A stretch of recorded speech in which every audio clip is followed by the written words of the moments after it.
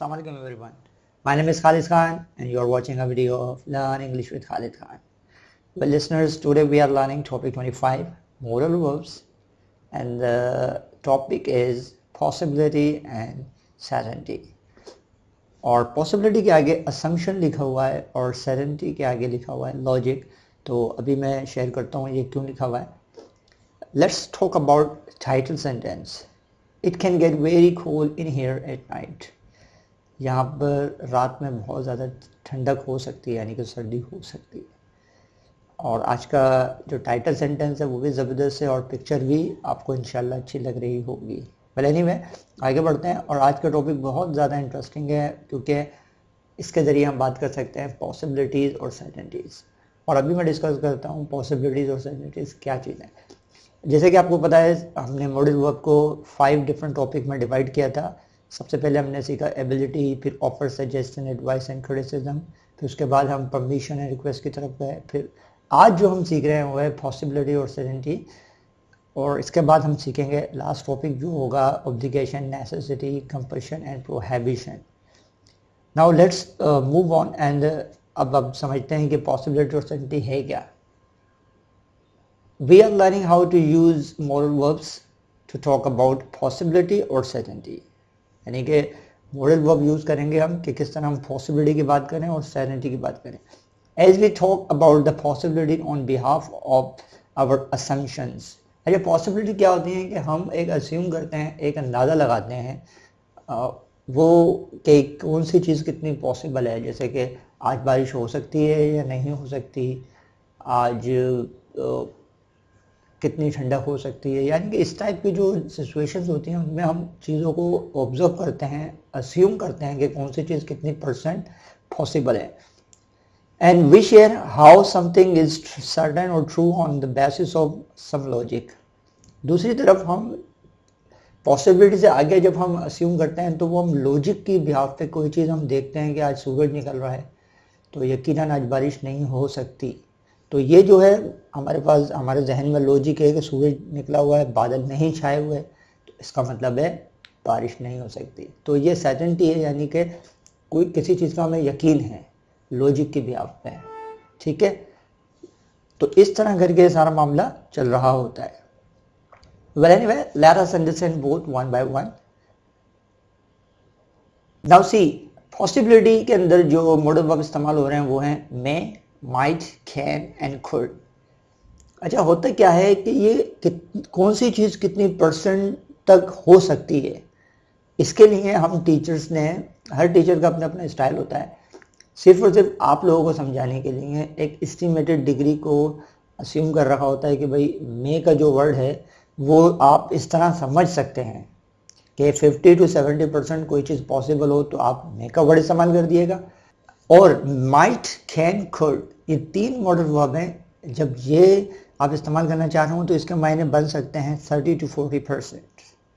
ठीक है, तो ये एक छोटी सी चीज़ है समझने के लिए कि ये सिर्फ और सिर्फ आपको समझाने के लिए हमने डिज़ाइन किया है कि % इसकी इतनी होती है.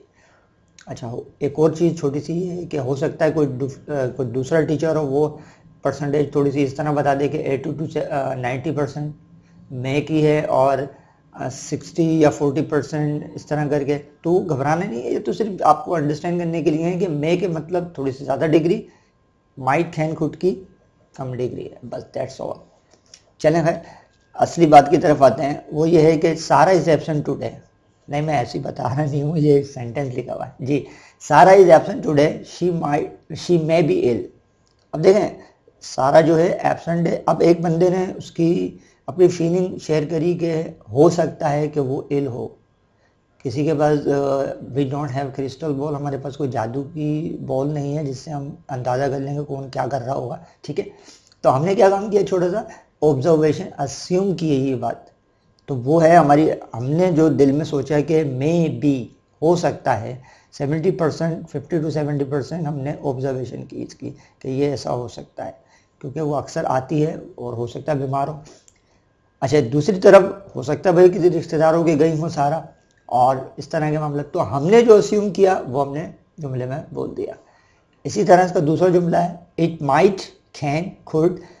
ये 3 मॉडल वर्ब हैं, तीनों के सिमिलर मीनिंग है. तो आप चाहें तो माइट लगा दें, चाहे तो कैन लगा दें, चाहे तो कुड लगा दें, मगर लगाइएगा बराए मेहरबानी सिर्फ एक। ये मैंने तीनों इसलिए लिख दिए हैं कि इन तीनों में से कोई भी आप सेलेक्ट कर सकते हैं, ठीक है। तो ये गलती मत कर दिए, वरना वो आपके टीचर का नाम पूछेंगे तो मेरा नाम नहीं बताइएगा, ठीक है। इट माइट, कैन या could get very cold in here at night, यानी कि यहाँ रात में बहुत ठंडक हो सकती है, सर्दी हो सकती है।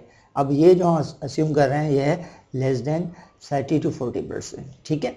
अच्छा, इसी चीज़ को हम प्रेजेंट परफेक्ट के साथ भी बोल सकते हैं। तो हम इस तरह बोल सकते हैं he may have lost his wallet on the way home. हो सकता है कि उसने अपना जो वॉलेट है घर के रास्ते में खो दिया हो। अब ये बात गुजर चुकी है, गुजर से मुराद ऐसा कुछ मामला हुआ है, तो अब हम अंदाज़ा कर रहे हैं कि ऐसा हुआ होगा, ठीक है।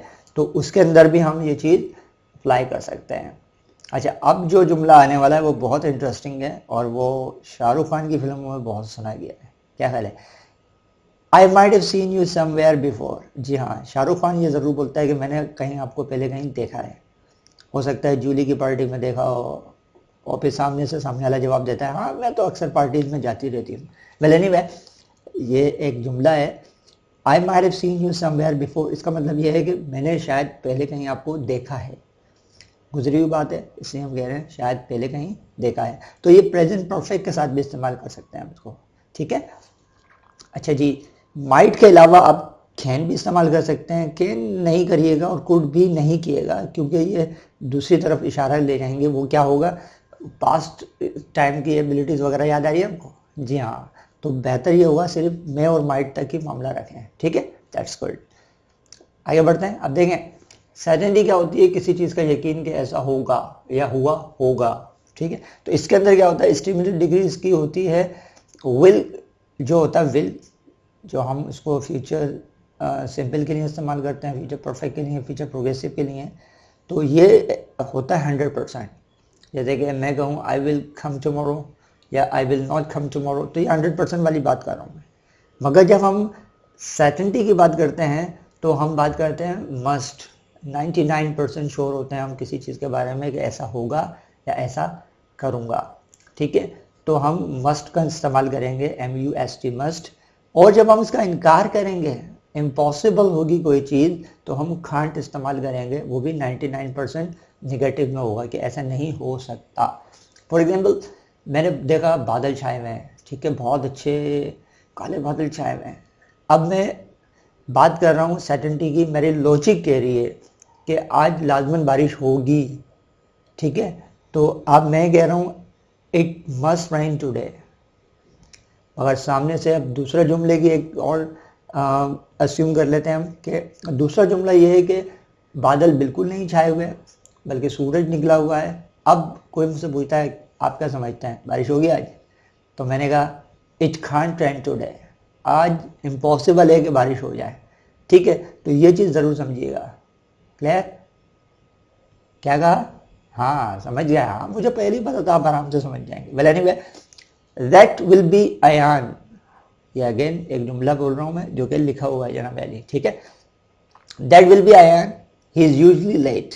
अब हमने 100% लॉजिक के ब्याह पे बोला जुमला, क्योंकि वो अक्सर लेट ही आता रहता है। दैट विल बी अयान, दरवाज़ा बजा है और हमने फ़ौरन जुमला बोला that will be Ayaan, he is usually late, वो हमेशा लेट आता है, ठीक है। तो हमने विल लगाया। The water is running all over the floor, पूरी ज़मीन पे पानी फैला हुआ है। There must be a leak, लाजमन कहीं ना कहीं लीक होगा। अब ये भी हमने देखा लॉजिक की बिहाफ पे कहा। तो सिंपल है, हम पॉसिबिलिटी की जब बात करते हैं तो हम कोई चीज़ अस्यूम करते हैं, क्योंकि हमें 100% यकीन नहीं होता या 99% यकीन नहीं होता किसी चीज़ का। यकीन की तरफ जाते हैं तो 99% हमें श्योर होता है किसी चीज़ का, या 100% श्योर होता है कि ऐसा ही हुआ होगा। तो हम सर्टेनिटी लॉजिक की बिहाफ पे कोई बात करते हैं, ठीक है। तो छोटी सी चीज़ है, इंशाल्लाह आपको समझ में आई होगी। दूसरा जुमला है the sun is shining today so it. अब देखें मस्ट नॉट को काटा हुआ है, मस्ट नॉट नहीं आएगा, क्योंकि अगर मस्ट नॉट हम इस्तेमाल करेंगे तो बात दूसरी तरफ चली आएगी। तो इम्पॉसिबल जब चीज़ होगी, जब उसका इनकार करेंगे तो हम यूज़ करेंगे can't, it can not rain today, ठीक है। तो ये ज़रूर याद रखिएगा, छोटी सी चीज़ है मगर इसका इम्पैक्ट बहुत बुरा है क्योंकि अक्सर लोग इसमें गलती कर रहे होते हैं। अच्छा, दूसरी चीज़, इसको हम प्रेजेंट परफेक्ट में भी इस्तेमाल कर सकते हैं। You must have dialled the wrong number, लाजमन आपने गलत नंबर डायल किया होगा या किया है। That's good. It's just 7 o'clock, they can't have slept, हो ही नहीं सकता कि वो सोए हों। ठीक है, तो ये छोटी सी चीज़ है, मगर इसको याद रखने वाला है कि इम्पॉसिबल सिचुएशन में हम मस्ट नोट नहीं इस्तेमाल करेंगे, कांट इस्तेमाल करेंगे। वेल एनीवे, एक छोटा सा आखिरी सी एक चीज़ समझते चलें, adverbs in replacement of possibility और सर्टेनिटी। बहुत सारे लोग ऐसे एडवर्ब्स इस्तेमाल करते हैं जो कि पॉसिबिलिटी और सर्टेनिटी की जगह इस्तेमाल किए जा सकते हैं, मगर मैं आपको रिकमेंड करूँगा कि इन एडवर्ब्स के बजाय आप मॉडल वर्ब्स इस्तेमाल करें ताकि जुमले आपके ज़्यादा अच्छे लगें। देखें, पॉसिबिलिटी में इस्तेमाल कर सकते हैं मे बी, परहैप्स और पॉसिबली, और सर्टेनिटी के लिए इस्तेमाल करते हैं definitely, surely, obviously and absolutely. Well anyway, मैं दोबारा आपको रिकमेंड करूँगा कि you should use modal verbs because the sentence will be wonderful. Well anyway, आज का टॉपिक अख्ताम को पहुँचा। अपने इस खादिम को इजाज़त दिएगा, मिलते हैं अगली वीडियो में। जब तक के लिए अपना बहुत सारा ख्याल रखिएगा। अल्लाह हाफिज़।